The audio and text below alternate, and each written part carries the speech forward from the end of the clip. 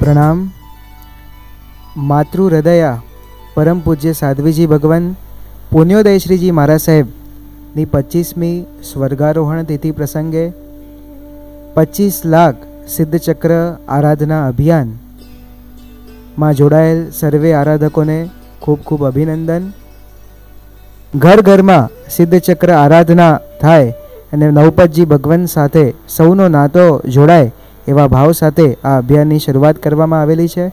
ફક્ત 20 જ મિનિટ એક દિવસમાં તમારે નવપતજી ભગવાનને આપવાની છે અને નવપતજી ભગવાન ભવોભાવ આપને સાચવી લેશે। તો ચાલો સિદ્ધચક્ર આરાધનાની શરૂઆત કરીએ। નમો અરિયંતાણમ નમો સિદ્ધાણમ નમો આયર્યાણમ નમો વજ્જાયાણમ નમો લોય સવ્વસાહુણમ એસો પંચનમુક્કારો સવ્વ પાવપણાસણો મંગલાણંચ સવ્વેસિમ પડમં હોય મંગલમ। ओम परमेष्टि नमस्कारं सारं नवपदात्मकम् आत्मरक्षाकरं वज्र पंजराभं स्मराम्यहम्। ओम नमो अरिहन्ताणं शिरस्कं शिरसि स्थितम्। ओम नमो सिद्धाणं मुखे मुखपटं वरम्। ओम नमो आयर्याणं अंगरक्षातिशायिनी। ओम नमो वज्रायाणं आयुधं हस्तयोर्ध्वडम्। ओम नमो लोये सव्वसाहुणं मोचके पादयो शुभे एसो पंचनमुक्कारो शीलावज्रमयीतले। सव्वपावपणासनो वप्रो वज्रमयो बहि मंगलाणंच सव्वेसिं खादिरांगारखातिका। स्वाहन्तं च पदग्नेयं पढमं होयि मंगलम्। वप्रो परिवज्रमयं पीधानं देहरक्षणे।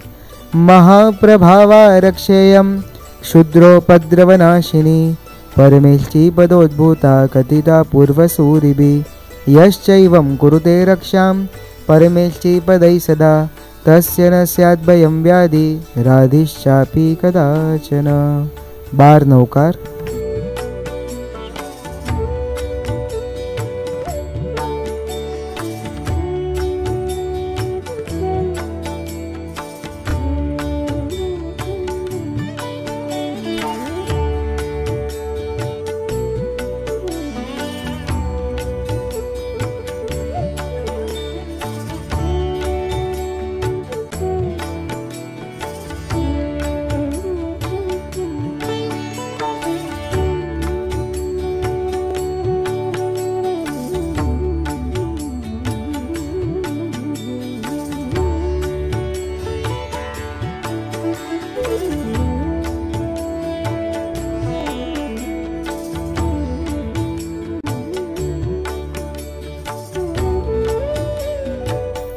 सिद्धचक्रना गुणगणा कहता नावे पार।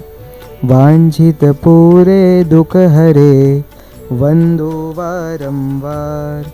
सिद्धचक्र आराधता पूगे वांछित कोड। सिद्धचक्र मुझ मन वस्यु विनय कहे कर जोड़।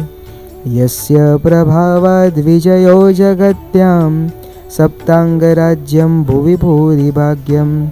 परत्र देवेन्द्र नरेन्द्रता स्यात् तत्सिद्धचक्रं विदधातु सिद्धिम्। अर्हन्तो भगवन्त इन्द्रमहिता सिद्धाश्च सिद्धिस्थिता। आचार्याजिन शासनोन्नतिकरा पूज्या उपाध्यायका। श्री सिद्धांत सुपाठका मुनिवरा रत्नत्रयाराधका। पंचैते परमेष्टिनः प्रतिदिनं कुर्वन्तु वो मंगलम्। सकल मंगल परम कमला केलि मंजुल मंदिरं। भवकोटि संचित पापनाशन नमो नवपद जयकरम्। अरिहंत सिद्ध सुरीश वाचक साधु दर्शन सुखकरम। वर ज्ञान पद चारित्र तपये नमो नवपद जयकरम। श्री सिद्ध चक्र पसाय संकट आपदाना से सवे। वडि विस्तरे सुख मनो वांछित नमो नवपद जयकरम। तुभ्यं नमस्त्रिभुवनार्तिहराय नाथ। तुभ्यं नमः क्षितितलामलभूषणाय। तुभ्यं नमस्त्रिजगतः परमेश्वराय। तुभ्यं नमो जिनभवोदधिशोषणाय। चत्तारि मङ्गलम् अरिहन्ता मङ्गलं सिद्धा मङ्गलं साहू मङ्गलं केवलिपन्नतो धम्मो मङ्गलं। चत्तारि लोगुत्तमा अरिहन्ता लोगुत्तमा सिद्धा लोगुत्तमा साहू लोगुत्तमा केवलिपन्नतो धम्मो लोगुत्तमो। चत्तारि शरणं पवज्जामि अरिहन्ते शरणं पवज्जामि सिद्धे शरणं पवज्जामि साहू शरणं पवज्जामि केवलिपन्नतं धम्मं शरणं पवज्जामि। ॐ ह्रीं नमो अरिहन्ताणम् ॐ ह्रीं नमो सिद्धाणम् ॐ ह्रीं नमो आयर्याणम् ॐ ह्रीं नमो उवज्जायाणम् ॐ ह्रीं नमो लोये सव्वसाहुणम् ॐ ह्रीं श्रीसिद्धचक्राय नमः। ॐ ह्रीं नमो अरिहन्ताणम् ॐ ह्रीं नमो सिद्धाणम् ॐ ह्रीं नमो आयर्याणम् ॐ ह्रीं नमो वज्रायाणम् ॐ ह्रीं नमो लोये सव्वसाहुणम् ॐ ह्रीं श्रीसिद्धचक्राय नमः। ॐ ह्रीं नमो अरिहन्ताणम् ॐ ह्रीं नमो सिद्धाणम् ॐ ह्रीं नमो आयर्याणम् ॐ ह्रीं नमो वज्रायाणम् ॐ ह्रीं नमो लोये सव्वसाहुणम् ॐ ह्रीं श्रीसिद्धचक्राय नमः। भूमिशुद्धि।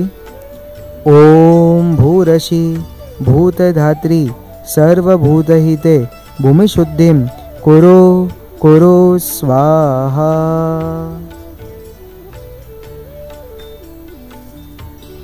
मंत्रस्नान। ॐ नमो विमलनिर्मलाय सर्वतीर्थजलाय पां पां वां वां ज्वीं श्वीं अशुचि शुचिर्भवामि स्वाहा। कल्मषदहन। ॐ विद्युत्स्फुलिङ्गे महाविद्ये सर्वकल्मषं दह दह स्वाहा। हृदयशुद्धि। ॐ विमलाय विमलचित्ताय ज्वीं श्वीं स्वाहा। सकलीकरण।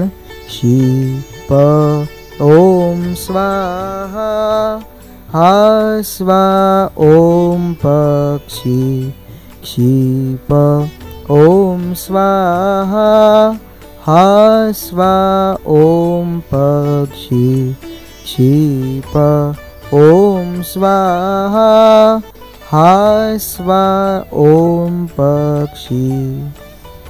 ॐ अत्रस्थ क्षेत्रपालाय स्वाहा।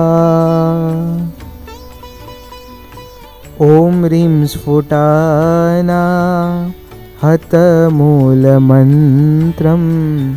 स्वरैपरीतं परितोष्टिसृष्ट्या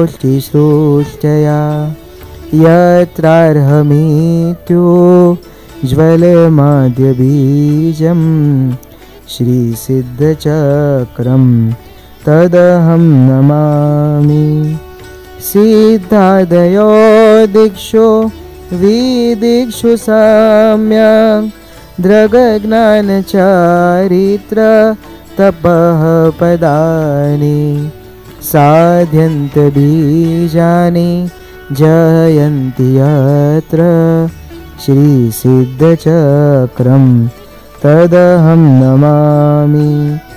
सानहतं यत्र दलेषु वर्गाष्टकं निविष्टं च तदन्तरेषु सप्ताक्षरो राजति मन्त्रराज श्रीसिद्धचक्रं तदहं नमामि।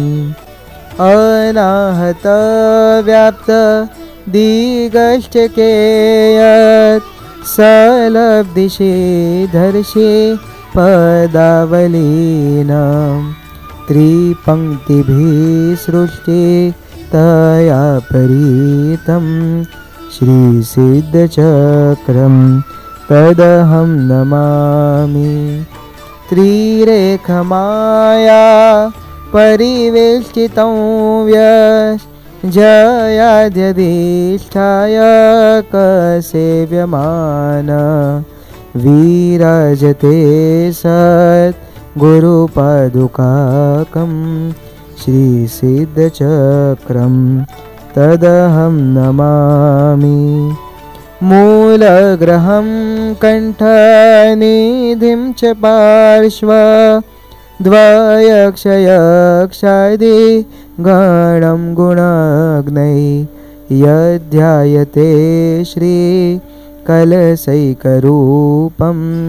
श्रीसिद्धचक्रं तदहं नमामि।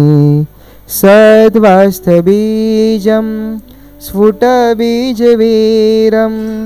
सबीजदिक्पालमलं नृणां यद् भूमण्डलेद्या तमभीष्टदायि श्रीसिद्धचक्रं तदहं नमामि। यत्रार्चिते यत्र नमस्कृते च यत्र स्तुते यत्र नमस्कृते च जनामनुवाञ्छितमाप्नुवन्ति श्रीसिद्धचक्रं तदहं नमामि। इत्यदिदशगोमणि द्रुमोद्यत्प्रभावपटलं शिवप्रदम् अर्हदादि समलं कृतं पदै सिद्धचक्रमिदमस्तु न श्रिये। आह्वान श्रीयर्हदादिसमलं कृतसिद्धचक्राधिष्ठायका विमलवाहनमुख्यदेवा देव्यश्च निर्मलदृशोदिगिनाग्रहाश्च सर्वे समावतरत द्रुतमुत्सवेत्र। ॐ रां ह्रीं रूं रौं रः अस्या उषा सिद्धपरमेष्ठिना अत्र अवतरत संवो षट् नमः सिद्धपरमेष्ठिभ्यः स्वाहा। श्री अर्हदादिसमलं कृतसिद्धचक्राधिष्ठायका विमलवाहनमुख्यदेवा देव्यश्च निर्मलदृशोदिगिनाग्रहाश्च सर्वेऽपि तिष्ठत सुखेन निजाशनेषु। ॐ रां ह्रीं रूं रौं रस्य उषा सिद्धपरमेष्ठिनः अत्र तिष्ठत ठ नमः सिद्धपरमेष्ठिभ्यः स्वाहा।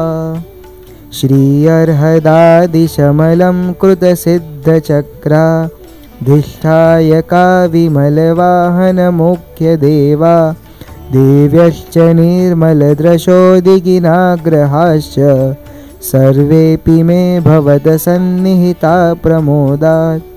ॐ रां ह्रीं रूं रौं रस्य उषा सिद्धपरमेष्ठिनः मम सन्निहिता भवत व षट् नमः सिद्धपरमेष्ठिभ्यः स्वाहा। श्री अर्हदादिशमलं कृतसिद्धचक्राधिष्ठायका विमलवाहनमुख्यदेवा देव्यश्च निर्मलदृशोदिगिनाग्रहाश्च स्थातव्यमेव यजनावधिरत्र सर्वै। ॐ रां ह्रीं रूं रौं रहस्य उषा सिद्धपरमेष्ठिनः पूजां यावत्रैव स्थातव्यं नमः सिद्धपरमेष्ठिभ्यः स्वाहा। श्री अर्हदादिसमलं कृतसिद्धचक्राधिष्ठायका विमलवाहनमुख्यदेवा देव्यश्च निर्मलदृशोदिगिनाग्रहाश्च सर्वे भवन्तु परदेहवृतामदृश्या। ॐ रां ह्रीं रूं रौं रस्य उषा सिद्धपरमेष्ठिनः परेषां दृश्या भवत फट् नमः सिद्धपरमेष्ठिभ्यः स्वाहा। श्री अर्हदादिशमलं कृतसिद्धचक्राधिष्ठायका विमलवाहनमुख्यदेवा देव्यश्च निर्मलदृशोदिगिनाग्रहाश्च पूजां प्रतीच्छत मया विहितां यथावत्। ॐ रां ह्रीं रूं रं र अस्या उषा सिद्ध परमेष्ठिनः इमां पूजां प्रतीच्छत नमः सिद्ध परमेष्ठिभ्यः स्वाहा। अरिहंत पदनी आराधना। अरिहंत पद ध्यातो थको दवः गुण पजाय रे। भेद छेद करियात्मा अरिहंत रूपी थाय रे। वीर जिनेश्वर उपदिशे सांभळजो चित्तलाई रे। आत्म ध्याने आत्मा रिद्धि मळे सवियाई रे। ओम ह्रीं सप्रातिहार्यातिशयशालिभ्य श्री अर्हद्भ्यो नमः स्वाहा। ओम ह्रीं नमो अर्यन्ताणं 27 वार।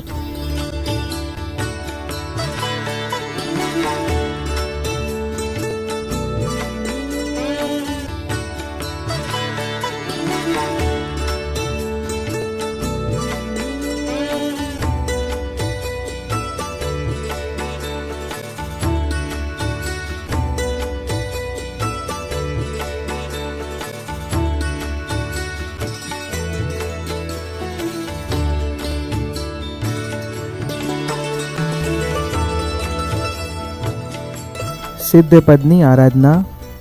रूपातीत स्वभाव जे केवल दंशन नाणी रे। ते ध्याता निज आत्मा होए सिद्ध गुण खाणी रे। वीर जिने सर उपदिशे सांभळजो चित्तलाई रे।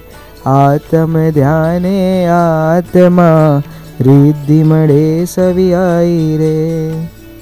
ओम ह्रीं प्राप्तानंत चतुष्टेभ्य श्री सिद्धेभ्यो नमः स्वाहा। ओम ह्रीं नमो सिद्धाणं 27 वार।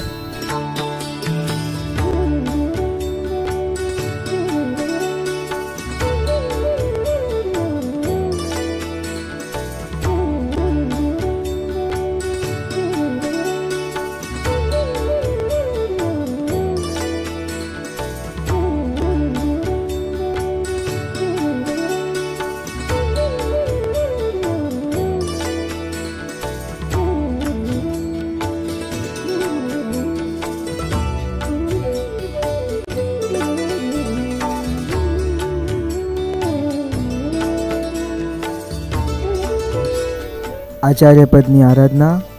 ध्याता आचार्य भला महामंत्र शुभ ध्यानी रे। पंच प्रस्थाने आत्मा आचार्य होए प्राणी रे। वीर जिने सर उपदिशे सांभळजो चित्तलाई रे। आत्म ध्याने आत्मा रिद्धि मळे सवियाई रे। ओम ह्रीं पंचाचार पवित्रेभ्य श्री सूर्यभ्यो नमः स्वाहा। ओम ह्रीं नमो आयल्याणं 27 वार।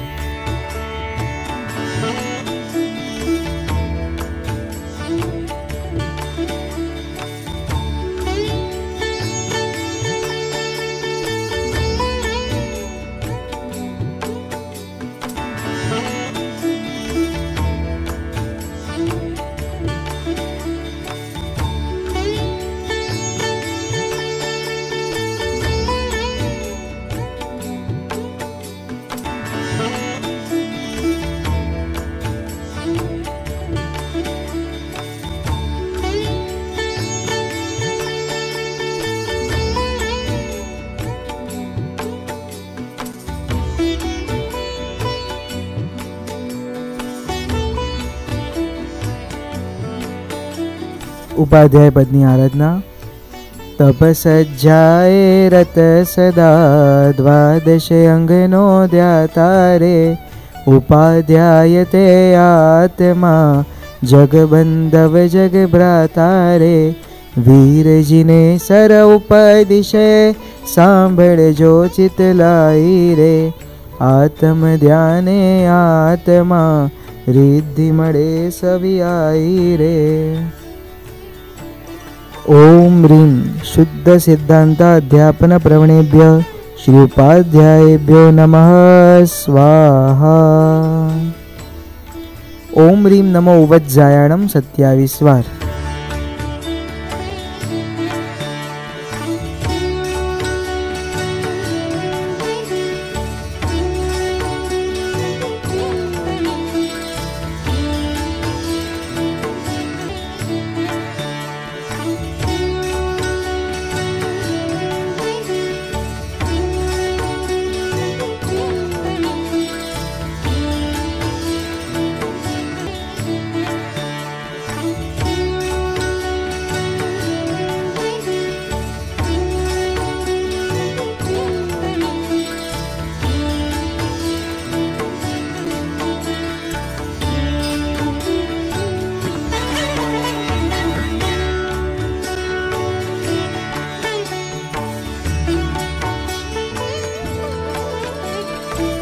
साधु पदनी आराधना. अप्रमत जे नित्य रहे नवी हरखे नवी सोचे रे. साधु सुधा दे आत्मा शू मुंडे शू लोचे रे. वीरजीने सर उपदिशे सांभळजो चितलाई रे. आत्म ध्याने आत्मा रिद्धि मळे सवियाई रे. ओम ह्रीं सिद्धि मार्ग साधन सावधानेभ्य श्री सर्व साधुभ्यो नमः स्वाहा. ओम ह्रीं नमो लोये सव्व सावणं 27 वार.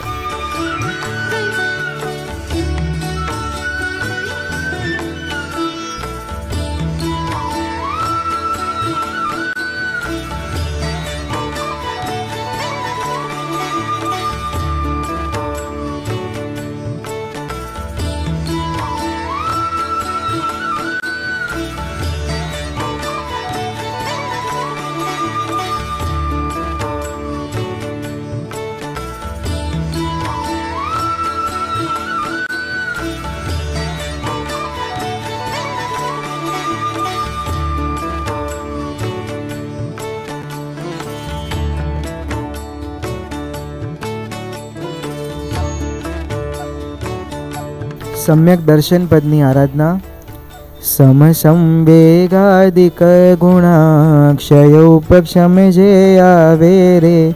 दर्शन ते ही जे आत्मा शू होय नाम धरावे रे. वीरजीने सर उपदिशे सांभळजो चितलाई रे. आत्म ध्याने आत्मा रिद्धि मळे सवियाई रे. ओम ह्रीं तत्वरुचि रूपाय श्री सम्यक दर्शनाय नमः स्वाहा. ओम ह्रीं नमो दंसणस्य 27 वार.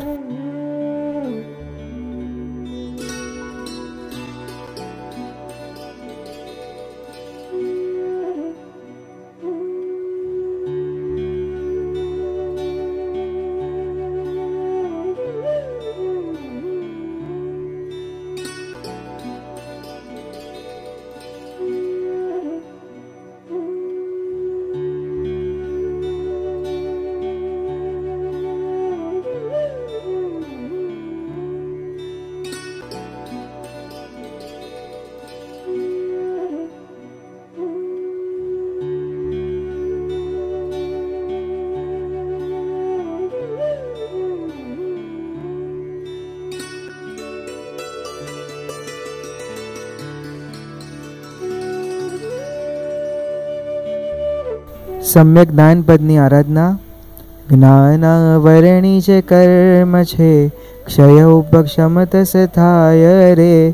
तो हूँ ही जे आत्मा ज्ञान अबोधता जाय रे. वीरजिनेश्वर उपदिशे सांभळजो चितलाई रे. आत्म ध्याने आत्मा रिद्धि मळे सवियाई रे. ओम ह्रीं तत्त्वावबोधरूपाय श्री सम्यक्ज्ञानाय नमः स्वाहा। ओम ह्रीं नमो नाणस्स 27 बार जाप करवो।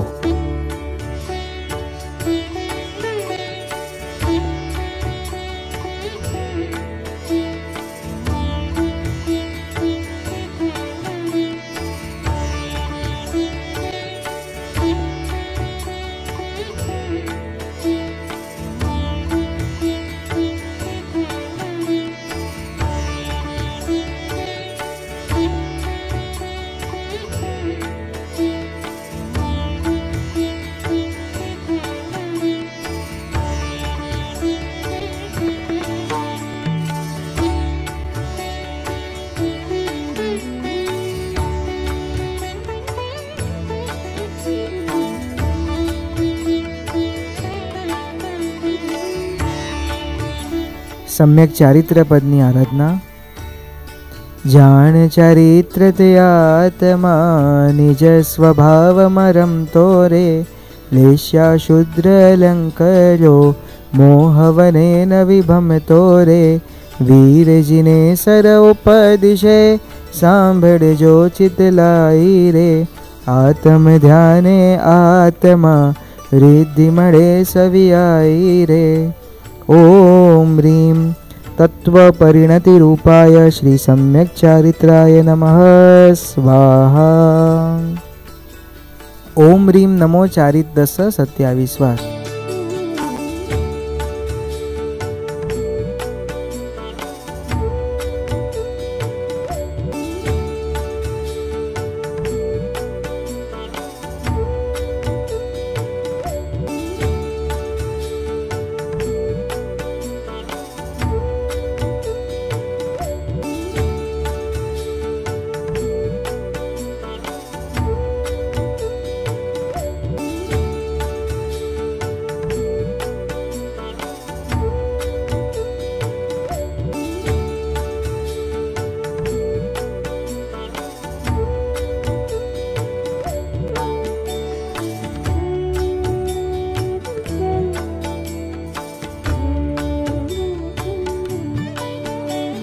सम्यक तप पदनी आराधना।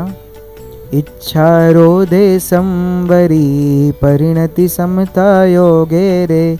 तपते एहि जे आत्मा वरते निज गुण भोगे रे। वीर जिने सर उपदिशे सांभड़ जो चितलाई रे। आत्म ध्याने आत्मा रिद्धि मड़े सवियाई रे। ओम ह्रीं केवल निर्जरा रूपाय श्री सम्यक तपसे नमः स्वाहा। ओम ह्रीं नमो तवस्स 27 बार।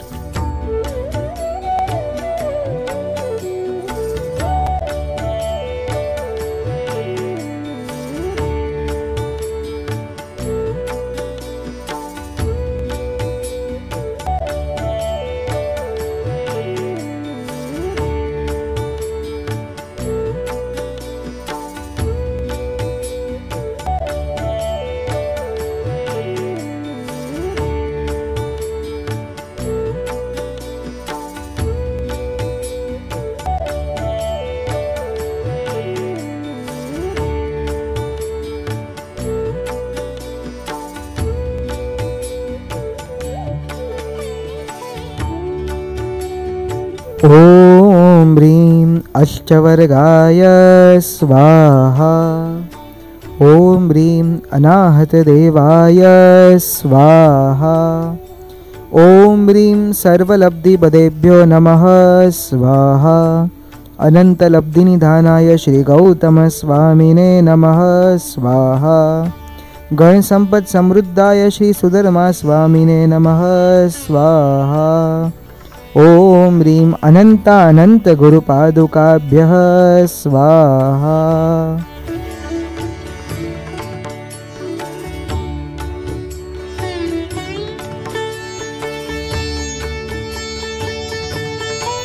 ओम ह्रीं अर्हं श्री सिद्धचक्राधिष्ठायकाय श्री विमल वाहनाय स्वाहा।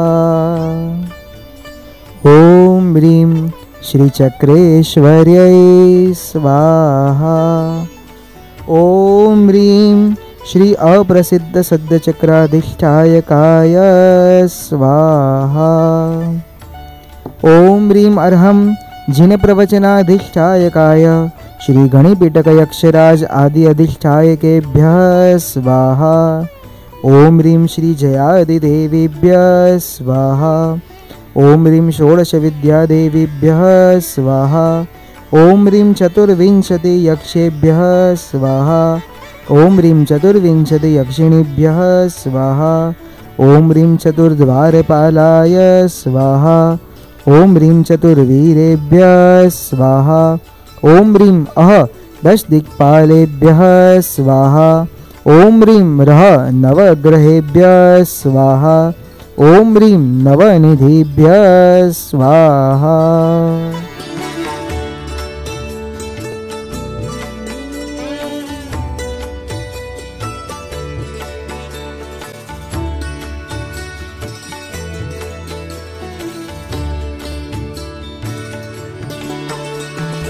भूता भूमिचरा व्योमा चरास्तिर्यक्षरायपि बलिपूजां प्रतीच्छन्तु सन्तु सङ्घस्य शान्तये। शिवमस्तु सर्वजगता परहितनिरता भवन्तु भूतगणा दोषाः प्रयान्तु नाशं सर्वत्र सुखी भवतु लोकः। खामेमि सव्वजीवे सव्वे जीवा खमन्तु मे मित्ति मे सव्वभुवेषु वैरं मज्जं न केणहि। ओमाज्ञाहीनं क्रियाहीनं मन्त्रहीनं च यत्कृतं तत्सर्वं कृपया देव क्षमन्तु परमेश्वरः। आह्वानं नैव जानामि न जानामि विसर्जनं पूजाविधिं न जानामि प्रसीद परमेश्वर। उपसर्गाक्षयं यान्ति छिद्यन्ते विघ्नवल्लय मन प्रसन्नतामेति पूज्यमाने जिनेश्वरे। सर्वमङ्गलमाङ्गल्यं सर्वकल्याणकारणं प्रधानं सर्वधर्माणां जैनं जयति शासनम्। विसर्जन। श्री सिद्धचक्राधिष्ठायका देवादेव्यश्च स्वस्थानाय गच्छन्तु गच्छन्तु पुनरागमनाय प्रसीदन्तु प्रसीदन्तु स्वाहा।